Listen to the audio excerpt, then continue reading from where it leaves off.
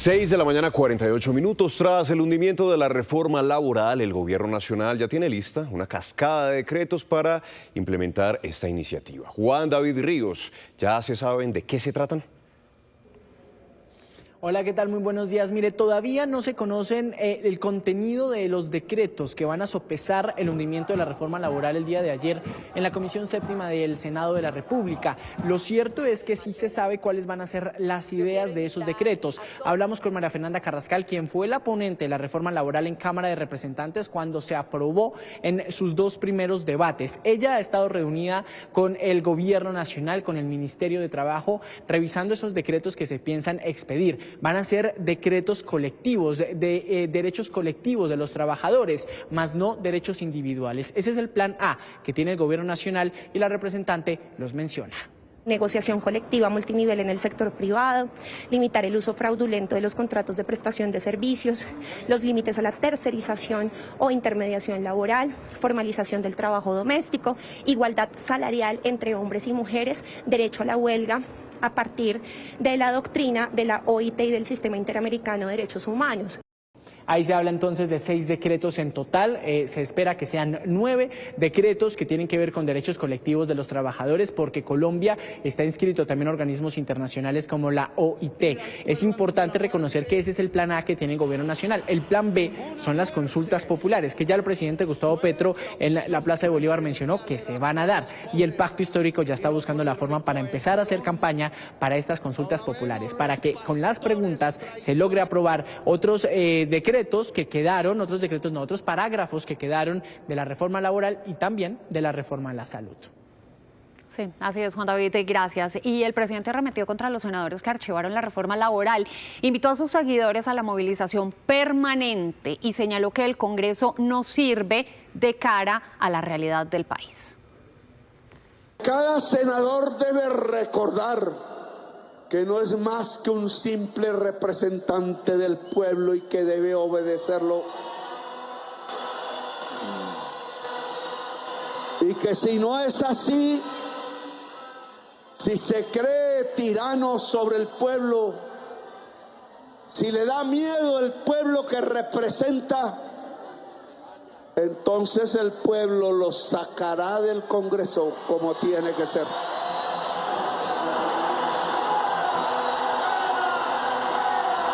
Y no estoy hablando carreta.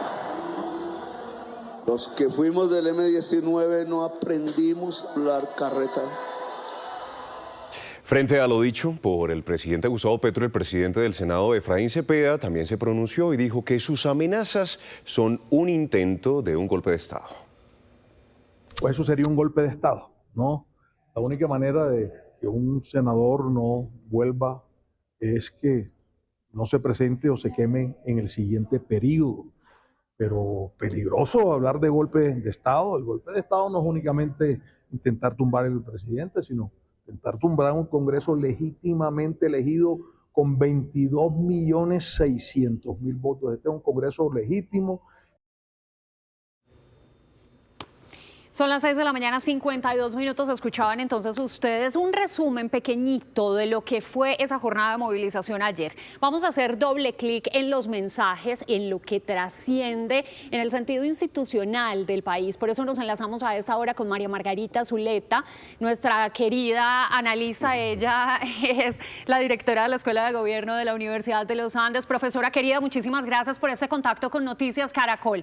Uno no sabe por dónde empezar, pero echemos mano de la campaña que dicen que comenzó ayer en firme, no solamente para la consulta popular, sino para el 26. ¿Considera usted que el gobierno, que Gustavo Petro comenzó con pie derecho esta campaña? En cuanto a movilización, por lo menos se anotó un punto. Buenos días y muchísimas gracias por esta invitación. Las movilizaciones son muy difíciles de medir y algunos pueden decir que fue un éxito, otros pueden decir que no, que fue tímida. Lo cierto es que en las movilizaciones, digamos, no es fácil medir qué está pensando el que no salió. Si el que no salió simplemente no quiere movilizarse o que no lo pudo hacer. o que no le interesa la manifestación, pero sí está con las reformas sociales o sí está del lado del presidente Petro. Entonces, la movilización en términos de número, por lo que dice el propio gobierno, no es una manifestación gigantesca. Es una manifestación importante, sin lugar a dudas, con un grupo de personas importantes, pero no es un número gigantesco. Sí es, además porque el mismo presidente lo dijo, sí es el punto de partida de esta campaña para la consulta. Le falta mucho a la consulta, porque naturalmente a la consulta le falta pasar por el Senado de la República, conocer las preguntas y hacer el lanzamiento oficial de la consulta. Sin embargo, él lo dijo muy claramente, este es el inicio de esta campaña. Y lo que están haciendo de forma muy inteligente desde el punto de vista de campaña y electoral es uniendo esta campaña a la consulta con la campaña de Congreso y de Presidencia para el 2026. Sí, señor. A mí de eso no me cabe duda. Paca, hablemos en medio de esta nueva faceta que tiene el presidente Gustavo Petro, ¿cuáles serían esos principales riesgos para el país en tener un presidente que de cara a la consulta popular ya trazada y firme, también está ya en ese movimiento por las elecciones de 2026? Es decir, estar en esa campaña y dejar de hacer lo que necesita el país. A mí me preocupa eso muchísimo. El presidente, no porque nosotros lo digamos, sino porque el presidente mismo lo ha dicho en las reuniones de ministros televisadas, ha dicho que el gobierno no ha cumplido con sus promesas. Entonces, si el presidente y todo su equipo de gobierno se ocupa de la consulta y se ocupa de las elecciones del 2026, no va a estar con el foco en lo que hay que hacer, que es cumplir con el plan de gobierno que el mismo presidente diseñó. Y entonces vamos a tener un enredo y es, no vamos a responder de forma oportuna a los problemas de desplazamiento gigantesco en el Catatumbo, por ejemplo. No vamos a responder de forma oportuna a la gestión y entrega de bienes y servicios públicos, a las deficiencias que tenemos en, por ejemplo, el sistema de salud, que hay que corregir, que hay que trabajar. No vamos a implementar lo que ha dicho el presidente en relación con una cantidad de cosas. Es decir, este gobierno ha tenido muchos problemas de gestión gubernamental. El discurso tiene que traducirse en gestión y en entrega de bienes y servicios. Y si este último año de gobierno va a ser alrededor de la campaña, pues nos vamos a olvidar de la entrega de los bienes y servicios que prometió el presidente en su campaña. Paca, ahora que usted trae a colación el discurso, hablemos del discurso y del tono del discurso. Muchos han calificado el tono del discurso como beligerante, como amenazante, como antiinstitucional. ¿Cómo lo lee usted? Pues al presidente le ha dado réditos políticos, por decirlo de alguna manera, sí, la forma descalificativa de hablar del otro. Sin embargo, cuando él era la oposición, él decía que eso era fascismo, ¿no? Pero ahora él hace exactamente lo mismo. Es decir, todo el que no esté de acuerdo con él es un amigo de la muerte, es un enemigo de los ciudadanos colombianos, y eso no ayuda para nada a generar un ambiente en donde podamos lograr consensos y poder construir. Y nos polariza más y nos separa más entre unos y otros, sin que la gente quiera estar. La mayoría de la gente no creo que quiera estar en ninguno de los extremos. Y eso pues complejiza la situación. Pero además el descalificar a los alcaldes, el descalificar al Congreso, genera un problema con las instituciones en términos generales. Y pues el presidente no es el presidente de los que votaron por él. El presidente es el presidente de todos los colombianos, los que están de acuerdo con él y los que no están de acuerdo con él. Entonces él tiene una función muy importante, que es unir a los colombianos, y no la está cumpliendo. Paca, gracias por este análisis a esta hora aquí en Noticias Caracol. Para nosotros es siempre muy valioso contar con esas otras miradas que nos amplían y nos acercan un poquito más a esa realidad política que tiene hoy el país, y también sobre todo a posibles respuestas y entendimientos que puedan tener los ciudadanos frente a lo que ocurre. Gracias, Paca. Muchas gracias a ustedes. 6:58 y seguimos ampliando este análisis frente a lo que vimos ayer en la Plaza de Bolívar, esa participación del presidente Gustavo Petro, del hundimiento de la reforma laboral y de todo lo que se está moviendo en el ambiente político nacional. Por eso continuamos con Pedro Medellín, nuestro también analista y columnista de cabecera. Pedro, como siempre es un gusto que esté aquí con nosotros, ampliando la conversación, elevando la conversación también desde donde más nos gusta, y es ese análisis crítico frente a lo que pasa. Pedro, veíamos ya con Paca Zuleta dándonos un contexto de lo que está ocurriendo desde ayer, el discurso del presidente Gustavo Petro en la plaza pública, en la Plaza de Bolívar, y también el relacionamiento que en ese momento está entre el Congreso y el Gobierno Nacional. Para comenzar la conversación, Pedro, ¿usted considera, de acuerdo con lo que vimos ayer, que el Gobierno está en campaña? Sí, buenos días, mil gracias por la invitación.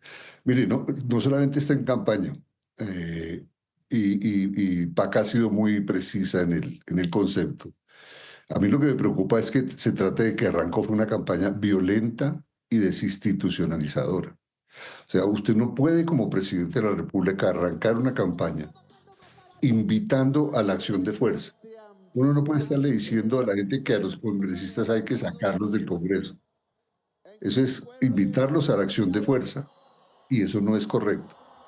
El segundo elemento que me parece complicadísimo aquí es que el lenguaje que está utilizando con la institucionalidad, de llamar a alcalduchos, señalar y hacer unos llamados de unas personas, el presidente no está entendiendo bien cuál es su lugar o está perdiendo su lugar.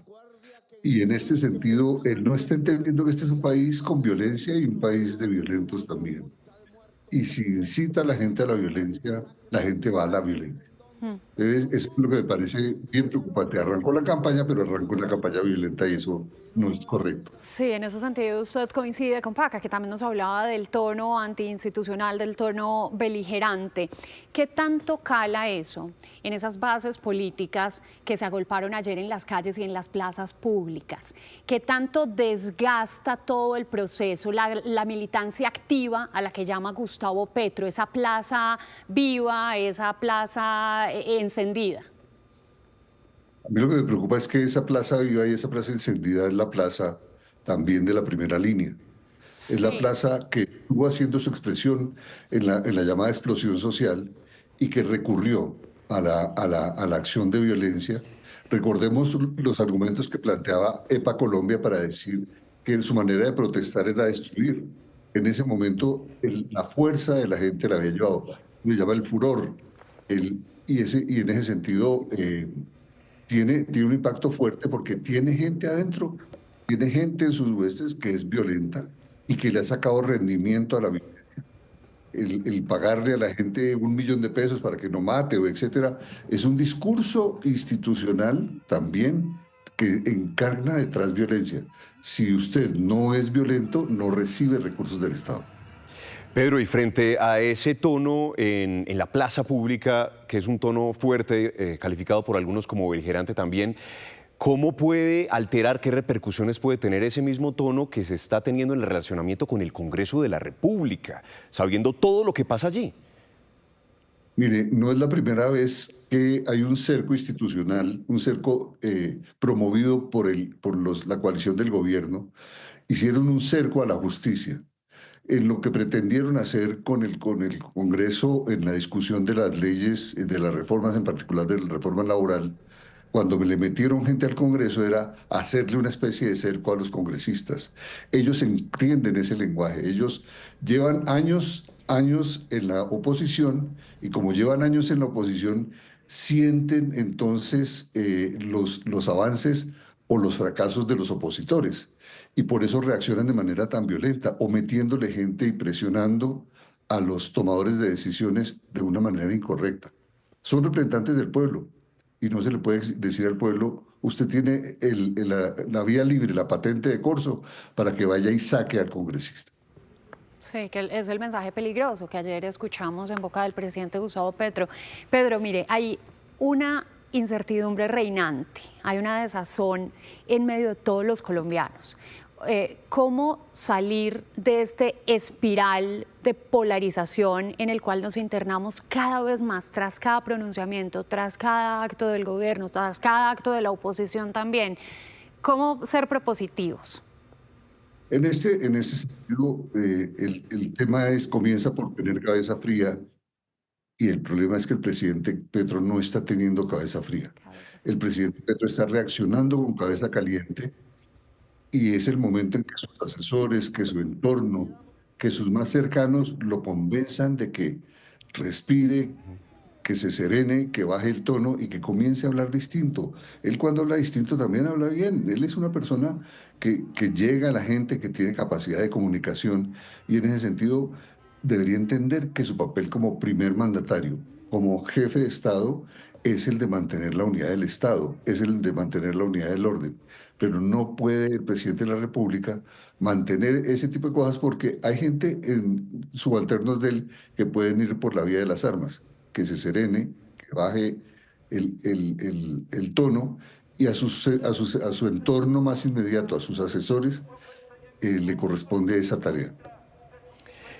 Pedro, ¿qué decir en medio de toda esta contingencia, de toda esta crisis que se vive en el gobierno nacional, la salida del ministro de Hacienda, Diego Guevara, que tan solo duró 3 meses en esa cartera? A mí me parece que es muy interesante lo que ha sido la fuerza de las instituciones en este gobierno. Lo que hace Guevara no es otra cosa que reflejar lo que es la fuerza de la institucionalidad. La institución está exigiéndole que en el manejo de las finanzas haya seriedad, que en el manejo de las finanzas haya coherencia, consistencia y que se cumplan las normas. Si están al borde de romper la regla fiscal o están al borde de una situación compleja, la obligación del ministro es frenar. Y lo que está haciendo el ministro es frenar.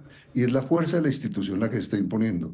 Y ya llevamos 3 ministros y los 3 ministros van en la misma dirección.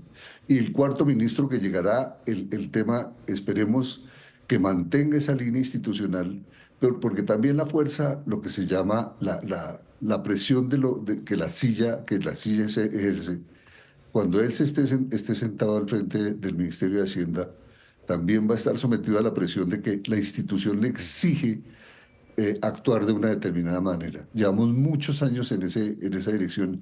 Es difícil romper esa doctrina, pero estamos en una situación de riesgo, que no es una situación de riesgo completo, porque las personas que llegan ahí, llegan y terminan sometidas a una presión institucional, que es el orden que hemos construido durante años en unas instituciones que son relativamente fuertes y que han demostrado su fortaleza. Lo que se ve con el Ministerio de Hacienda, con la renuncia del ministro de Hacienda, es que es la fuerza de la institución la que está obligando un cambio en esa dirección. Pedro, gracias por este contacto aquí con nosotros en Noticias Caracol. Expectativas que tienen los colombianos frente, por supuesto, a la institucionalidad y también esa reconfiguración del gobierno nacional de cara a lo que falta aproximadamente 1 año y medio. Pedro, gracias. A ustedes, muchas gracias.